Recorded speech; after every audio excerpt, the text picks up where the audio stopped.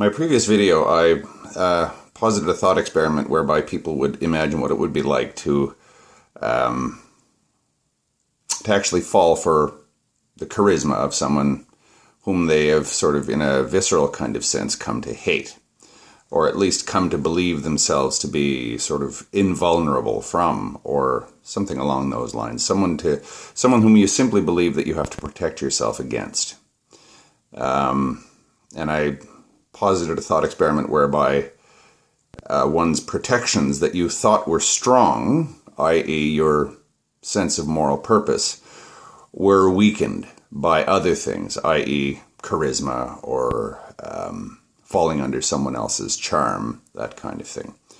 And in particular, the idea was, how would it make you feel if you've sort of come to yourself afterwards and found out about it, that I fell under this person's spell? I think that's kind of the enigma that the Nazis have left us, and it's why Godwin's Law is so useful these days, why Hitler so often comes into conversations about hate and when we should hate, and why hate arises, and that sort of thing. I'm not trying to say that let's embrace any of this, but I want to understand what it is. What is the actual mechanics behind a certain kind of hate? This one I would say is kind of a defensive hate, a preemptive hate. I want to keep my guard up against anyone ever making my defenses weak. And my defense against being seduced by Hitler is just the belief that he is ultimately nothing but a liar and a charmer and someone that you have to be incredibly careful with. What is it that makes us want to avoid vulnerability to these people, these Emmanuel Goldsteins, if I may use another metaphor from Orwell's 1984, where he's just the ultimate enemy of everybody? What is it that makes us believe that other people are just ready to sort of be seduced by this person? And how does that feed into our sense of, I guess you'd call it, preemptive or defensive hate? If you see a world that's populated by quote-unquote sheeple, who are just waiting to fall under the sway of some demagogue or some new Hitler in some form or another, what's your view of humanity? Do you hate them? Do you believe that they're fundamentally dangerous to you? In other words, have you otherized the entire human race? Do we have just Hitlers and people who are about to fall under Hitler's spell? Or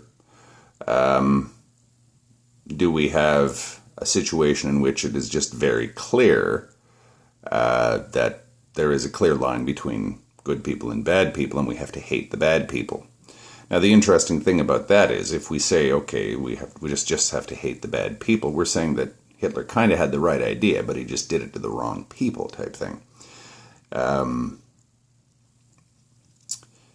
The recent wave of anti-Islamic feeling and rhetoric that has struck the Western world in the last 15 years, I would have thought would have been impossible until 9/11 happened. Now I won't say it's mainstream, but it's more or less normal. We're used to people saying horrific things about Muslims, things that we wouldn't have dreamed possible 20 years ago, say. Now it's not mainstream, but it doesn't cause us even to lift much of an eyebrow whenever we hear it. And why is this? Well, because we have defenses against that kind of thing, and these defenses don't seem to be all that effective. We have a never-ending stream of people who seem to be duped by this new threat that we're facing called, I don't know, Islamism or something like this. And you tend to see the Islamic world is made up of nothing more than Hitler worshippers and people who are teetering on the brink of becoming Hitler worshippers. What's your view of that? And is that a reasonable position to hold? A lot of people do seem to think that it is a reasonable position to hold, and it's reasonable not to give the Muslims of the world the benefit of the doubt because they're just waiting to fall under the sway of the next bin Laden that comes along, therefore we must hate them. It's kind of a preemptive hatred, right? People just simply didn't feel this way prior to the Twin Towers going down. And suddenly they were confronted with a situation whereby perhaps 1.5 billion of the world's population wishes to see them erased from the map of the world. And what does that do to people when you believe yourself to have been in the past naive and you allowed yourself to become vulnerable, almost mind-blowingly vulnerable to a very an unanticipated type of attack, right where you're particularly vulnerable. I think that's kind of the dynamics of that defensive kind of hate. It's this fear of vulnerability in oneself, a desire to keep the hate going, not so much just to hate the other person, to otherize them deliberately, but to keep your defenses up because they can strike at times and in places where you do not expect them to strike. I mentioned Hitler and falling for his charisma. We all sort of tell ourselves, okay, I couldn't fall for that. I see him for what he really is, and it just wouldn't work with me, knowing what I know today, especially. All right. That's, in many, perhaps most cases, that's true, but I wouldn't say that it's guaranteed to work like that in real life. You still could do it, and that's why I'm sort of insisting on this. Never mind whether or not you think it's possible. This is a thought experiment. What would you do if you did fall under Hitler's spell? In other words, I'm trying to put you in a position whereby you yourself are the potential dupe, and other people believe you to be the dupe, the potential dupe here. Other people believe that you're the person who is likely to fall under Hitler's sway. And how does that make you feel? How does that make you feel when other people suspect you of being a Nazi? It's kind of, the same question. How does the average Muslim feel when somebody suspects them of being an Al-Qaeda member? We all have that suspicion that we have. That the other guy doesn't see things as clearly as I do, and he's more likely to sort of fall prey for the spin doctors that have proliferated in the world recently, myself included. And I need to keep my hate up because of all the dangers in the world and all the stupid people, all the stupid sheeple, I guess, who could fall under the sway of these dangerous ideas and have negative impact on me. In other words, is my hatred not just some blind thing that I'm just sort of scapegoating other people for the sake of making the world make sense? I'm just saying, classical anti-Semitism, blame everything on this one group, and they can take the responsibility for all the bad things that happen in this world. That's the simplistic kind of scapegoating kind of defensive hate. It isn't even necessarily that you dislike that one group. It's just that they are a perfect example of a scapegoat that can allow us to bring peace to our society by hating them. That's, your classic scapegoat mechanism. It happens to minorities in any society, I think. I'm not talking about that, though. I'm talking about somebody who thought that the society that they lived in was sort of more secure than they thought the society was more secure than it actually was. They thought that they themselves were more secure against the blandishments of a spin doctor than they actually were. This enormous sense of vulnerability that I'm trying to recreate here, and how vulnerability leads to a type of defensive, reflexive hate, reactive hate, that is on a fairly different order than the hatred that we think of in terms of scapegoating or whatever. It's almost the hatred, I guess I'd call it, of ressentiment. I hate other people who are stronger than me because they are stronger than me. And why do I hate them? Well, because they can do stuff to me if they're stronger than me. Therefore, anybody who is stronger than me is my enemy. I'll leave with sort of, in terms of illustrating this vulnerability, I'll leave this video with this.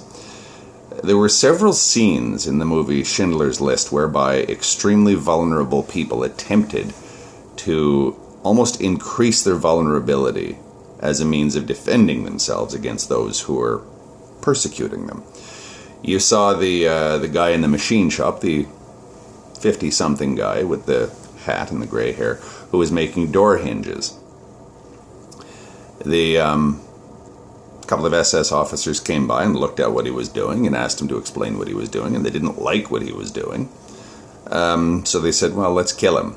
And the whole time, the prisoner was acting extremely subserviently, kowtowing to his masters, basically, and taking an utterly submissive posture.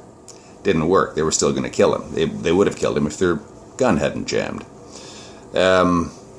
You saw during the clearing of I think it was the Lodz Ghetto or Sosnowiec or one of these Polish cities where the Jews were cleared out on one day. The day where the commandant said, I can't wait for this fucking day to be over. In other words, even the Nazis themselves found a lot of their job unpleasant. I would imagine clearing a ghetto would be pretty darned unpleasant work. Not that I'm asking anyone to feel sorry for the people who had to do it. They probably enjoyed it. But the same thing took place there. You saw the guy who was explaining to a guy who was trying to hustle him out, look, I'm trying to move as quickly as I can. I understand, I have to obey you, etc. And the young fellow who was just confused by all this and saying, look, I just have a job to do, just get out of my way, decided that this guy was beaking off too much, simply leveled his rifle at him and shot him. Bang. There. All your explanations mean nothing to me. I don't care how subservient you are. There's no excuse. In fact, I'm not even looking for an excuse. You're just in the way. That's the sort of vulnerability I refer to here, that you can't even adopt a slavish posture against. It's not interested. The speech that the SS officer gave in the nightclub talking to Oskar Schindler when he's stuffing his face, and he goes, every generation throws up somebody that comes along and kicks the Jews around, and they think that they've figured out how to deal with this, i.e. all that kowtowing and the slave mentality stuff that Nietzsche talks about. But this is different. We're the SS. We don't operate like this.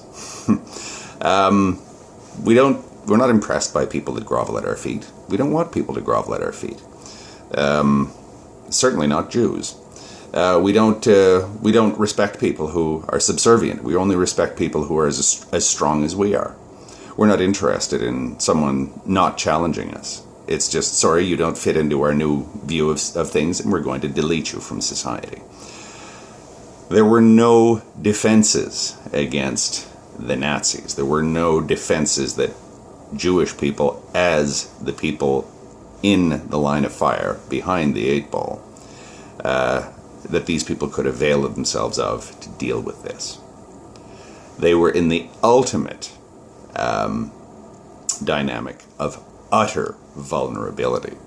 You're utterly vulnerable and you have no defenses. And all the defenses that you've been relying on for centuries fail utterly at this point because you're up against something that is completely different. That's why I use the example of Hitler and him seducing you. You thought that this was impossible. You thought that you had all this worked out and you'd allowed for all of this. Thought experiment. It has happened now. How do you feel about it?